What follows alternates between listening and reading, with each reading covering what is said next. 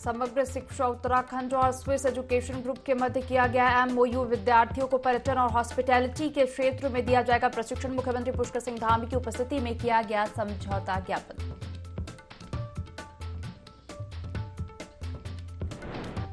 मुख्यमंत्री पुष्कर सिंह धामी और प्रदेश प्रभारी दुष्यंत गौतम की मुलाकात, कई मुद्दों पर हुई चर्चा। कल गृह मंत्री से भी की थी मुलाकात।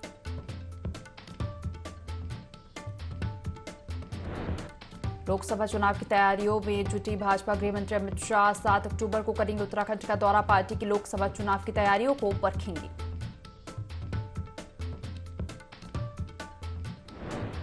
दून हॉस्पिटल में लड़की की मौत ने पकड़ा तूल। बेरोजगार संघ ने देहरादून कोतवाली में किया हंगामा। पुलिस प्रशासन से लापरवाह डॉक्टरों और स्टाफ के खिलाफ कार्रवाई की कर रहे मांग।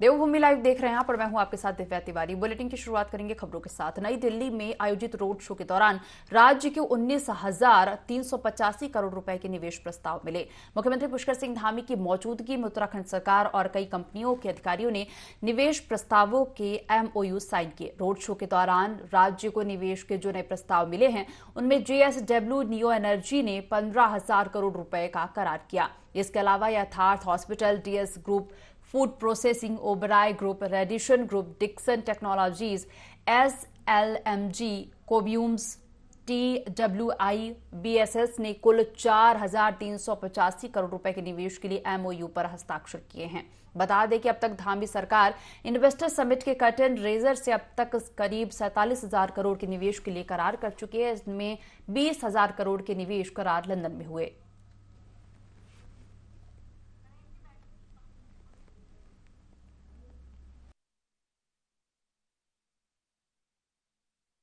आज दिल्ली में रोड शो हुआ जिसमें लगभग विभिन्न उद्योग समूह के लोग और निवेश करने वाले समूह और उनके प्रतिनिधि बड़ी संख्या में आज मिले हैं। लगभग 400 से अधिक की संख्या सभी मिलने वालों की थी, जिन्होंने बहुत सारे प्रस्ताव निवेशों के यहाँ हमको प्राप्त हुए हैं और साथ में 19,000 करोड़ के लगभग आज निवेश के करार भी हुए हैं और ये हमको बहुत ठोस प्रस्ताव प्राप्त हुए हैं। जिन बड़ी कंपनियों के साथ आज हमारे निवेश के करार हुए हैं उनमें JSW, DS group, Radisson group, यथार्थ हॉस्पिटल और अनेकों अन्य समूह भी उसमें शामिल रहे हैं। निश्चित रूप से ये हमारे लिए पर्यटन के क्षेत्र में, स्वास्थ्य, इलेक्ट्रॉनिक, रिन्यूएबल एनर्जी, मैन्युफैक्चरिंग आदि क्षेत्रों में आज लोगों ने जो करार किए हैं और इसके अतिरिक्त हमको अनेकों प्रस्ताव प्राप्त हुए हैं, उसका हम आकलन कर रहे हैं और जल्दी ही उनका आकलन करने के बाद उनसे भी हमारे करार होंगे और ये हमारे ठोस करार यहाँ पर हो रहे हैं। निश्चित रूप से बड़ी संख्या में लोगों का रुझान उत्तराखंड में निवेश के लिए बढ़ा है। निवेश करने वालों की संख्या भी बढ़ी है और अनेकों पत्रों के माध्यम से, ईमेल के माध्यम से या व्यक्तिगत माध्यमों से अब जब से लोगों की जानकारी में आया है कि हमने 30 के लगभग नई पॉलिसी हम लेकर आए हैं और बहुत सारी पॉलिसियों में हमने संशोधन किया है। गृह मंत्री अमित शाह 7 अक्टूबर को उत्तराखंड आ रहे हैं और इस दौरान गृह मंत्री नरेंद्रनगर में आयोजित होने वाले मध्य क्षेत्र परिषद की बैठक में शामिल होंगे। साथ ही FRI में आयोजित होने वाले कार्यक्रम में भी शामिल होंगे और 3 घंटे तक वह उत्तराखंड बीजेपी मुख्यालय में भी मौजूद रहेंगे, जहां वो 2024 की लोकसभा चुनाव की तैयारियों को लेकर भी पार्टी संगठन, CM समेत तमाम नेताओं से चर्चा करेंगे। वही अमित शाह के दौरे को लेकर जहां भाजपा उत्साहित दिख रही है तो वहीं कांग्रेस ने तंज कसते हुए कहा कि उनके दौरे से राज्य को क्या लाभ मिलेगा या अमित शाह का यह दौरा पहले दौरे की तरह हवाई साबित होगा।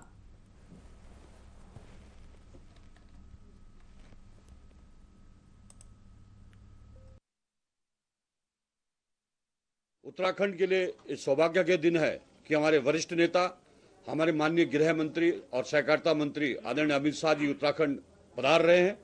उनका पहला कार्यक्रम नरेंद्रनगर में है, सेंट्रल काउंसिल जोनल की काउंसिल की बैठक वहां पर है। उसके बाद देहरादून में फॉरेस्ट रिसर्च इंस्टीट्यूट में उनकी दूसरी बैठक है। उसके बाद वो भारतीय जनता पार्टी के जो हमारे कार्यकर्ता हैं, पदाधिकारी हैं, हमको भी उनका मार्गदर्शन और पाथे मिलेगा। निश्चित रूप से उनका ये दौरा हम सब के लिए उत्साहजनक वातावरण तैयार कर रहा है और जिस तरह से वो इस राज्य के बारे में सोचते हैं, जिस राज्य के बारे में उनका जो लगाव है, निश्चित रूप से उसका लाभ हम सबको मिलने वाला है। अमित शाह जी देश के गृह मंत्री हैं, भारतीय जनता पार्टी के वरिष्ठ नेता हैं। दौरे से उत्तराखंड को क्या हासिल होगा, क्या लाभ होगा, राज्य में जो कानून व्यवस्था पटरी से उतरी हुई है उसको जो है पटरी पर लाने के लिए कोई दिशा निर्देश वो देंगे, या राज्य में जो डबल इंजन का वादा आपने जनता से किया था वो डबल इंजन उत्तराखंड की धरती में कब उतरेगा, कब विकास उत्तराखंड में धरातल पर दिखाई देगा, कब हमारे बेरोजगारों को रोजगार मिलेगा, कब बेटी अंकिता भंडारी को न्याय मिलेगा। मुझे उम्मीद है कि अमित शाह जी इस मामले का भी संज्ञान लेंगे और प्रदेश सरकार को निर्देश देने का काम करेंगे। जिस न्याय की उम्मीद में उत्तराखंड की मात्र शक्ति 1 साल से आंदोलनरत है, शायद वो न्याय अब मिल जाए। उधम सिंह नगर के जसपुर क्षेत्र में प्रशासन ने धान खरीदी को लेकर क्षेत्र के सभी राइस मिल संचालकों और किसानों के साथ बैठक की ताकि खरीद के समय किसानों का और मिल संचालकों का आपसी सामंजस्य बना रहे। बैठक में क्षेत्रीय विधायक आदेश चौहान, उप जिलाधिकारी जसपुर गौरव चटवाल भी मौजूद रहे। साथ ही धान खरीदी को लेकर किसानों और राइस मिल संचालकों से बातचीत की गई। बता दें कि सरकार की तरफ से 1 अक्टूबर से धान खरीदी शुरू कर दी गई है, जिसमें जसपुर में इस बार धान खरीद के 20 क्रय केंद्र बनाए गए हैं।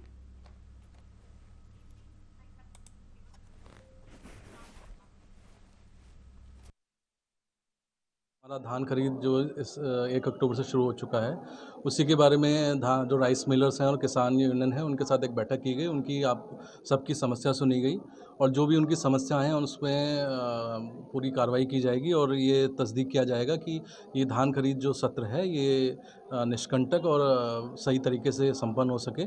तो इसी बारे में इनके ये बैठक आयोजित की।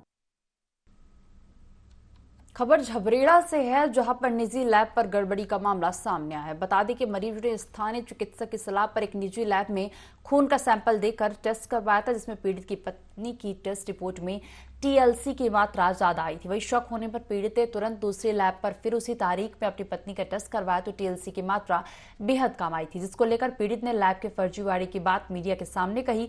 CMO ने बताया कि पूरे मामले की जांच की जा रही है। बोल दिया भाई सैंपल ले लो, फोन कर लो, और उन्होंने क्या बोल रहा है, इनको क्या नहीं बोल रहा, ये अपने आप घटवाते हैं बढ़वाते हैं। रिपोर्ट में क्या घपला चल रहा है, घपला ही है। तो जो आज रिपोर्ट फिर आई उसमें आया 20,900 TLC बढ़ी हुई। हालांकि नॉर्मल TLC होती हैं 4,000 से लेकर मैक्सिमम 9-10 हज़ार तक। इन्होंने दिखाई 20,900। अगर TLC 20,900 होती तो शरीर में बहुत ज़्यादा गड़बड़ होगी, दिक्कत परेशानी होगी। मुझे नहीं, सभी को लूटा जा रहा है इस मामले में, सभी को। मुझे डाउट सिर्फ TLC को लेकर हुआ, इसलिए मैं दूसरी रिपोर्ट दूसरी लैब पर कराई। मैं इस बारे में ज़्यादा कुछ कह नहीं सकता, लेकिन हमारी रिपोर्ट में सैंपल मेरे पास रखा हुआ है, अभी भी इतनी आ रही है। इस सैंपल को आप क्रॉस मैच कहीं भी जा सकते हैं, सैंपल यही है, अवेलेबल है मेरे पास, और कहीं भी करा लो सर। इतनी ही TLC है इसके अंदर फिलहाल। काम है, मेरा काम तो है, मेरे काम पर टेस्ट की रिपोर्ट देने का है। उसके काम तो बाकी डॉक्टर देखते हैं कि क्या है क्या नहीं है, क्या घटना है क्या बढ़ना है, उनको पता है। इस तरह की टीम हमारी रेगुलर जा रही है, तो कोई इस तरह की लैब्स आ रही है, मेरे पे भी इन्फॉर्मेशन आई है वो, और उसकी जांच भी अपने स्तर से हम करा रहे हैं कि अगर इस तरह का है कि एक लैब कुछ दे रही है, दूसरी लैब, थोड़ा बहुत वेरिएशन सब में हो सकता है। वो लैब के डिपेंड करता है किस तरह के वो कंट्रोल यूज कर रहे हैं, उस पर डिपेंड करता है। लेकिन इतना वेरिएशन ना हो कि उसका कोई लाभ उठाए, या कोई जो बीमार नहीं है उसे आप बीमार दिखा के और स्वस्थ को बीमार दिखाएं, वो एक अनुचित है। और उसके अगर इस तरह का बिल्कुल क्लियर कट हमें मिलेगा। आर्य समाज इंटर कॉलेज में काशीपुर खत्री सभा महिला विंग ने ऑल इंडिया खत्री सभा महिला विंग के अध्यक्ष डॉक्टर इला मेहरोत्रा के नेतृत्व में स्कूली बच्चियों को निःशुल्क सैनिटरी पैड का वितरण किया।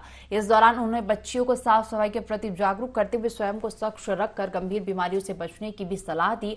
डॉक्टर सोनल मेहरोत्रा ने बच्चियों को जागरूक करते हुए कहा कि माहवारी के समय कपड़े का इस्तेमाल बिल्कुल ना करें, क्योंकि थोड़ी सी लापरवाही से हेपेटाइटिस B, सर्वाइकल कैंसर, योनि संक्रमण जैसी गंभीर बीमारियों की तरफ धकेल सकता है। इसका असर बच्चियों पर शारीरिक नहीं मानसिक रूप से भी लंबी उम्र तक परेशान कर सकता है।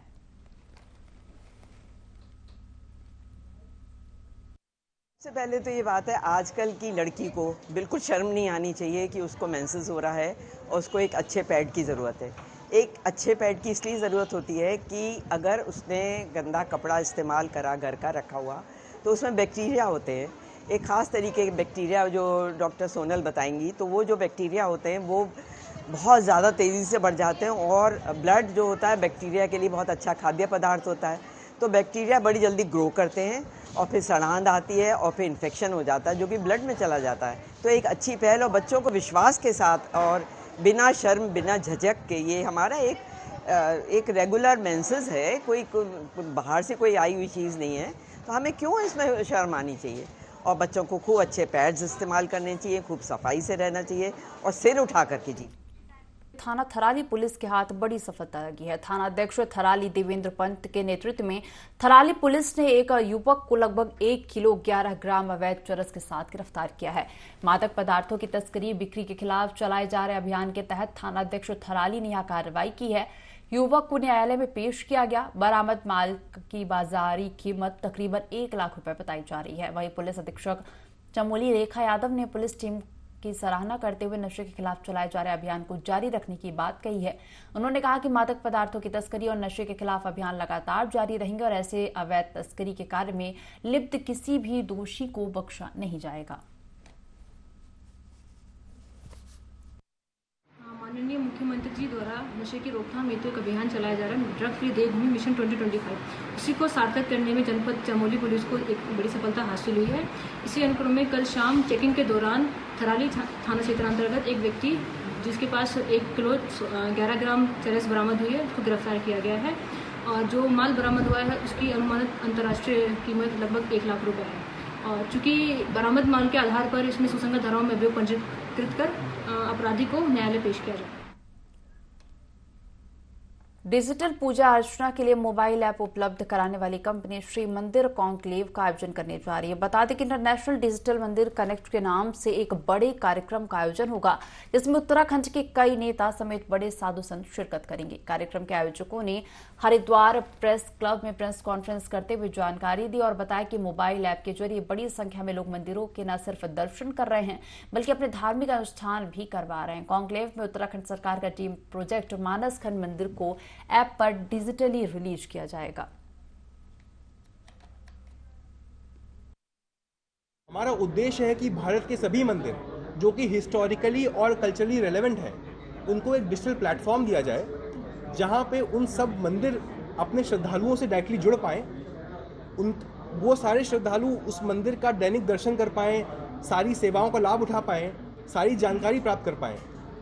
इससे होगा ये कि श्रद्धालु को जो आज नहीं मिल रहा है वो है जानकारी, और जो पंडित जी हैं वहाँ पे या फिर जो मंदिर का ट्रस्ट है उसके पास भी अनेक तरीके होंगे वो सारे हजारों करोड़ों श्रद्धालु जुड़ने के लिए, जो कि आज नहीं कर पा रहे हैं। हरिद्वार सिडकुल में ये आयोजन हो रहा है और आप सब इस आयोजन में आमंत्रित हैं। पीएम मोदी के आगामी 12 अक्टूबर के प्रस्तावित पिथौरागढ़ दौरे को देखते हुए पिथौरागढ़ में नैनी सैनी एयरपोर्ट से जनसभा स्थल स्पोर्ट्स स्टेडियम तक सड़क मार्ग से आने वाले रूटों पर किसी तरह से जगह जगह पर भव्य स्वागत किया जाए। इसके लिए विधायक बिशन सिंह चुफाल के नेतृत्व में भाजपा कार्यकर्ताओं के साथ पुलिस प्रशासन और अन्य विभागों के अधिकारियों के साथ स्थलों का चयन किया। 20 स्थलों का चयन किया गया। बिशन सिंह चुफाल ने बताया कि यशस्वी पीएम मोदी के आगमन को लेकर क्षेत्र की जनता उत्साहित है।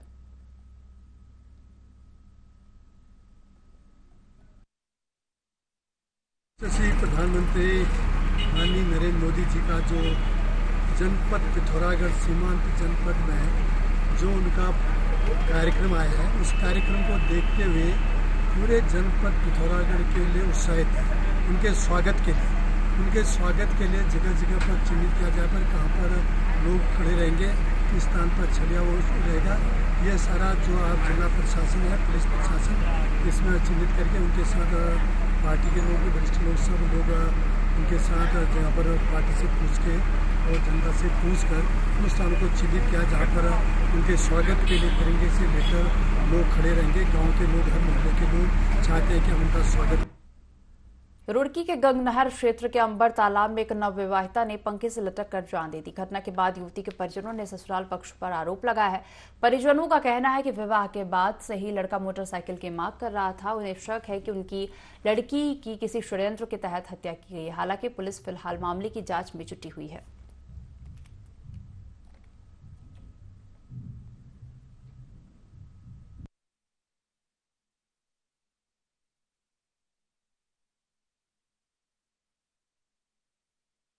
दो महीने बाद हमारी शादी बहन की थी।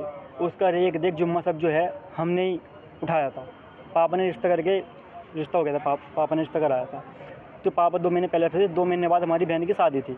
उसका रेख देख लेन देन सब जो हमने ही करा था। हमारे पास कहने लगे जी आपकी लड़की ने जो है फंसे लगा ली। इस तरीके से बात हुई थी हमारी। तुरंत हम एकदम से इकट्ठे हुए, यहाँ पे आए।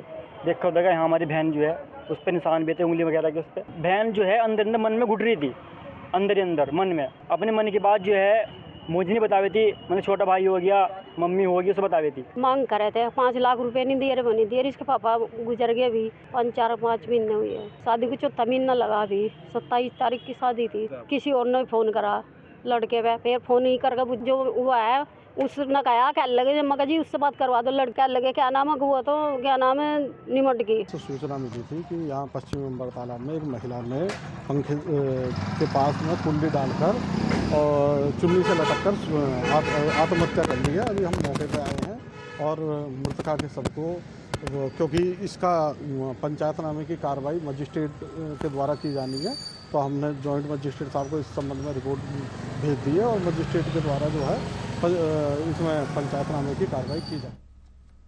हल्द्वानी में इन दिनों आवारा पशुओं का आतंक बचा हुआ है। सड़कों पर आवारा पशुओं का जमघट बना हुआ है। जब तब आवारा पशु आपस में लड़ते रहते हैं, जिससे लोगों के और उनके वाहन के जख्मी होने की आशंका बनी रहती है। वहीं नगर निगम के दावे भी फेल हो रहे हैं। नगर निगम के आवारा पशुओं को शहर से बाहर करने का जो अभियान था वह भी पूरी तरह से बंद है, जिससे लोग खासे परेशान हो रहे हैं।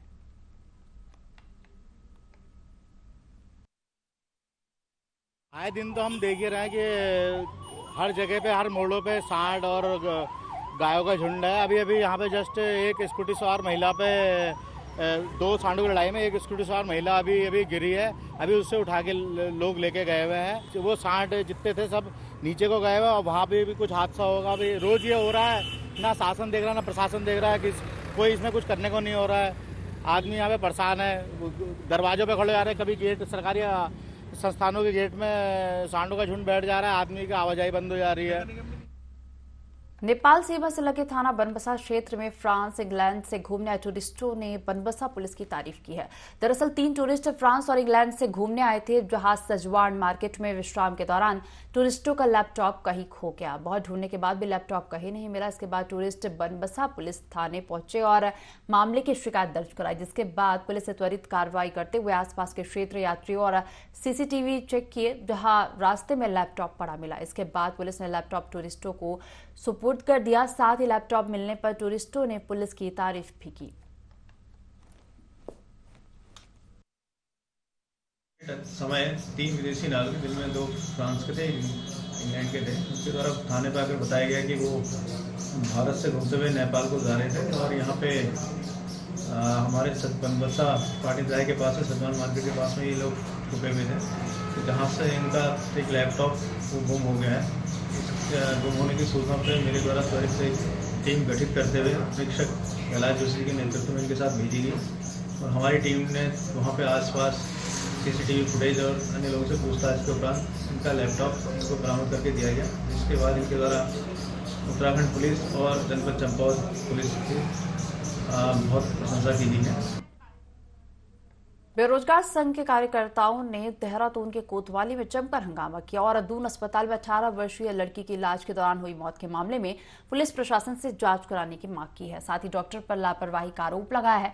हालांकि अस्पताल प्रशासन ने इस मामले की जांच पड़ताल किए जाने को लेकर 3 सदस्यीय कमेटी का गठन किया है, जो कि 2 दिन के अंदर रिपोर्ट सौंपेगी।